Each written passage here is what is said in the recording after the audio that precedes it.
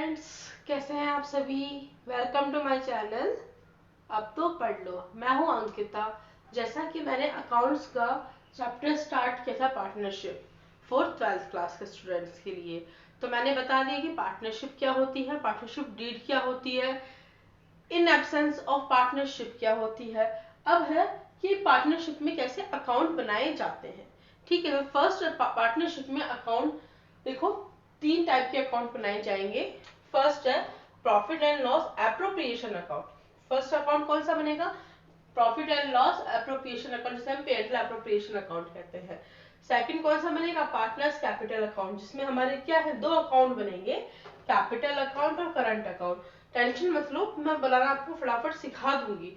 मैंने क्या कहा है कि हमने ये चैनल किस लिए किया स्टार्ट, कि इजी ट्रिक से और बहुत शॉर्ट टाइप में हमें समझ में आ सके और आप लोगों को हम समझा सके। इसलिए ही आप लोगों को समझाने के लिए इजी और शॉर्ट ट्रिक में तभी तो हमने चैनल स्टार्ट किया है। तो देखिए, पहला बनेगा profit and loss appropriation account, partners capital account, जिसमें क्या है, कैपिटल और करंट अकाउंट है। फिर है partners loan account. Partners loan account कब बनेगा? क्योंकि जो फर्म ने पार्टनर से लोन लिया है तो फर्म पार्टनर को पे करेगी ना लोन, तो उसका भी तो कहीं ना कहीं मेंशन करना पड़ेगा, तो इसलिए पार्टनर लोन अकाउंट बना है। चलिए, इसका स्क्रीनशॉट ले लीजिएगा, नहीं तो मैं आपको इसका पीडीएफ अवेलेबल करवा दूंगी। अब देखिए, पीएनएल एप्रोप्रिएशन अकाउंट। फर्स्ट आप लोगों ने 11th क्लास में पढ़ा होगा सोल प्रोप्राइटर, पढ़ा है ना सोल प्रोप्राइटर? सोल प्रोप्राइटर पढ़ा है। सोल प्रोप्राइटर में भी क्या बनता था? ट्रेडिंग अकाउंट बनता था ना, ट्रेडिंग अकाउंट बनता था, प्रॉफिट एंड लॉस अकाउंट बनता था। और अब ये है कि इसमें पीएनएल एप्रोप्रिएशन बनेगा, मतलब profit and loss account. Sole proprietor में क्या बनता था? पहले हम ट्रेडिंग बनाते थे, ट्रेडिंग अकाउंट, फिर then profit and loss account. इससे हमें क्या बस ट्रेडिंग अकाउंट के बाद प्रॉफिट एंड लॉस अकाउंट बनाते थे, तो इससे हमें क्या पता चलता था कि क्या है, कि हमारा प्रॉफिट कितना हुआ हमारे बिजनेस में, हमारी फर्म में, या हमें लॉस कितना हुआ, हमने कितना लॉस किया या प्रॉफिट हमने कितना गेन किया। इससे हमें क्या मिलती थी? नॉलेज मिलती, जानकारी मिलती थी।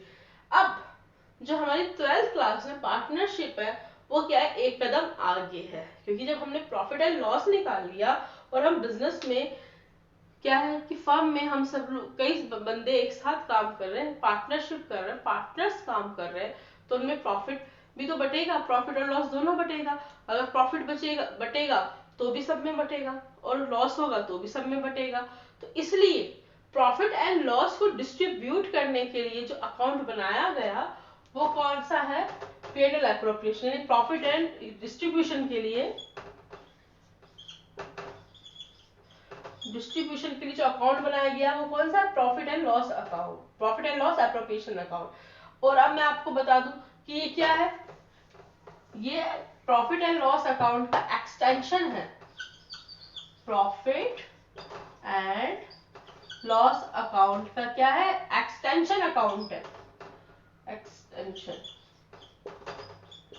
मतलब ये कह सकते हैं एक कदम आगे है, जहां प्रॉफिट एंड लॉस निकल गया, उस प्रॉफिट एंड लॉस को हम डिस्ट्रीब्यूट भी तो करेंगे पार्टनर्स में।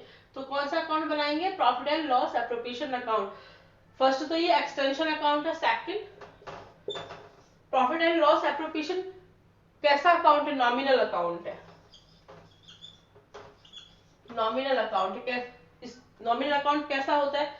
जिसमें डेबिट में डीआर साइड, जिसे हम डीआर साइड कहते हैं, इसमें हमेशा एक्सपेंसेस आते हैं, और क्रेडिट में हमेशा क्या आता है?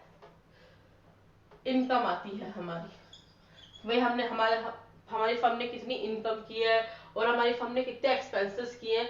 तो जिसमें डीआर साइड में एक्सपेंसेस और सीआर साइड में इनकम आती है, that is nominal account. Okay, तो पीएनएल एप्रोप्रिएशन अकाउंट कैसा अकाउंट है? Nominal account. ये हमारे 1 मार्क के क्वेश्चन में भी आ सकता है, सो प्लीज ये ध्यान रखना, this is a nominal account. Okay, चलिए अब सब परफॉर्मा देखते हैं कि परफॉर्मा क्या है प्रॉफिट एंड लॉस अकाउंट का। अभी हमने क्या देखा, मैंने आपको क्या बताया कि profit and loss appropriation account nominal account होता है, और अब इसका ये परफॉर्मा है। Profit and loss appropriation account का परफॉर्मा, ये DR side and that is CR side, मतलब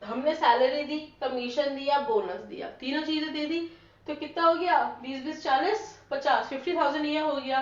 4 लाख में से हमारे 50,000 गए, तभी हमारे पास कितने रिजर्व में बचे? क्योंकि हमें रिजर्व में पैसा रखना है, कभी कभी भी फर्म को जरूरत पड़ सकती है रिजर्व की, तो इसलिए हमारे पास कितना है रिजर्व में? 3,50,000। अब 3,50,000, अब हमें प्रॉफिट भी बांटने हैं कि प्रॉफिट जो होगा उसे बांटेंगे, तो जो प्रॉफिट बटेगा ना, वो हमने क्या कहा? 1:1 रेशो से है ये। तो प्रॉफिट बटेगा वो कैसे बटेगा? 1/4, 1/4, 1/4, 1/4, चारों में 1/4, 1/4, 1/4, 1/4, ये इनका रेशो है, प्रॉफिट रेशो है। ठीक है, आपको आज ये profit and loss appropriation account समझ में आया होगा, इसमें आशा करती हूँ, क्योंकि हमें आशा ही करनी चाहिए और आपको आना भी चाहिए समझने में। अब हम नेक्स्ट क्लास में हमारा इंटरेस्ट ऑन कैपिटल स्टार्ट करेंगे।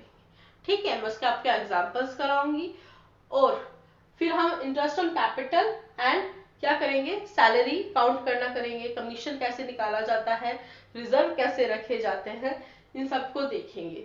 सो प्लीज 12th क्लास के स्टूडेंट्स, आप पढ़ना स्टार्ट कर दीजिए। मैं डेली बोल रही हूँ कि पढ़ो पढ़ो पढ़ो, क्योंकि हमारे पास टाइम नहीं बचा है। दिसंबर में हमें हमारा कोर्स एक बार पैकअप कर देना है, कोर्स का एक बार फिर से, क्योंकि हमें जनवरी बस 1 मंथ में हमें सिर्फ रिवीजन ही रिवीजन करना है।